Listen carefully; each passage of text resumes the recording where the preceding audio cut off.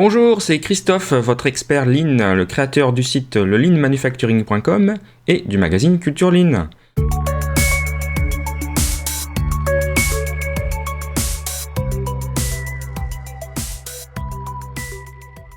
Bienvenue dans ce premier numéro de 2016. Alors pour bien commencer l'année, je vous propose de découvrir au sommaire de ce magazine. Bon, d'abord je laisse la parole au lecteur, comme tous les mois. La responsabilité journalière, donc un article qui fait suite à une première série sur la responsabilité et le management visuel. Donc on va parler de responsabilité journalière.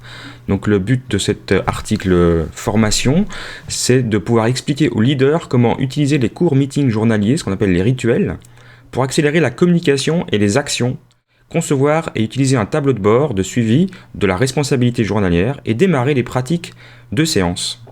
Dans la suite, on a une petite inspiration de Stephen Covey, un article sur la maîtrise statistique des procédés, donc la MSP, donc c'est aussi la suite d'un premier article qui avait été publié dans l'année précédente.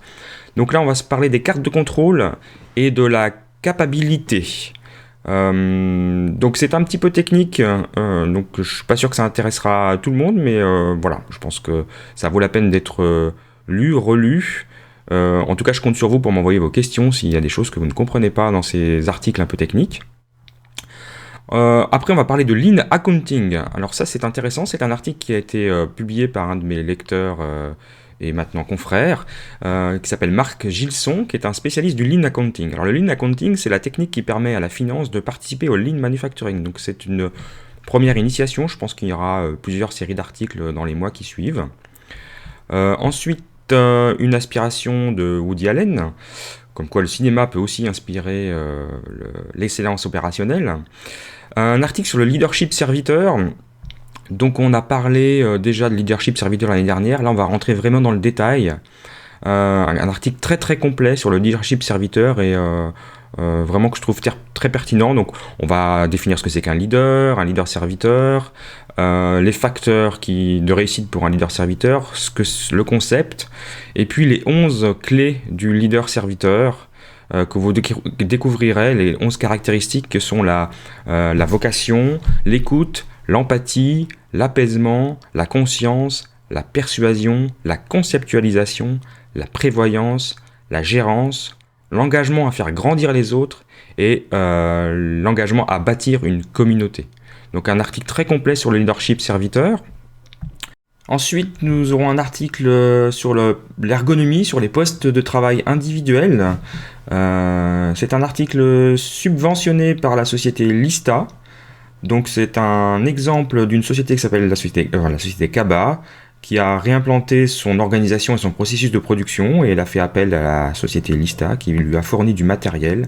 Et donc vous verrez un détail avec beaucoup de photos, comment ont été réorganisés ces postes de travail, et beaucoup de trucs et d'astuces par rapport à l'ergonomie.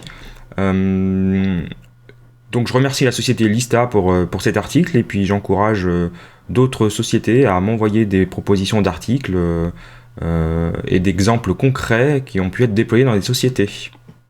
Ensuite, la règle d'or du Lean, vous découvrez ce que c'est. Un article de développement personnel, mais évidemment en lien avec le monde professionnel, sur le discours en public. Ça, c'est une des plus grandes craintes de tous les managers. Le discours en public, c'est quelque chose qui n'est pas simple. Certains leaders, naturellement, sont très bons pour parler devant tout le monde, parler en public. Là, on va vous donner des techniques intéressantes de développement, les fondements du discours en public, comment parler en public, les 4 types d'orateurs, quels sont les rôles du discours en public dans votre vie, comment préparer son premier discours. Voilà, donc c'est une série d'articles aussi, donc il y aura des suites dans les prochains numéros. Laissez-moi faites-moi des feedbacks si ce genre d'article, on va dire pas directement lié au Lean Manufacturing, mais plutôt en lien avec le management, le leadership et le développement personnel en tant que leader, manager, ou si d'autres articles de ce même type vous intéressent, faites-le moi savoir. Un article formation sur la TPM, la maintenance productive totale. Alors là, on va avoir un article très complet aussi sur la maintenance productive totale, son historique, d'où ça vient, comment l'implémenter, qu'est-ce que ça peut apporter, les différents types de maintenance. Donc c'est un complément, c'est une suite par rapport aux différents articles que j'ai pu publier sur le TRS et la capacité des équipements. Donc je pense que ça, vous trouverez ça très pertinent, très intéressant. Et puis nous finirons par une petite revue de presse, comme tous les mois. Voilà, donc vous voyez, un numéro de janvier 2016 très complet. Ça va faire maintenant 6 mois que le magazine existe, donc merci à tous et à toutes, lecteurs et lectrices, pour vos encouragements. Envoyez-moi vos commentaires, vos retours, vos feedbacks et vos questions. C'est important que ce magazine soit interactif. Et puis moi, je vais vous laisser parcourir ce vaste numéro. Je vous souhaite une très bonne année 2016. J'espère que cette année va vous apporter énormément de succès dans vos projets professionnels et personnels, de la sérénité et du bonheur. Je vous remercie encore et je vous souhaite une bonne lecture et au mois prochain. Bye bye!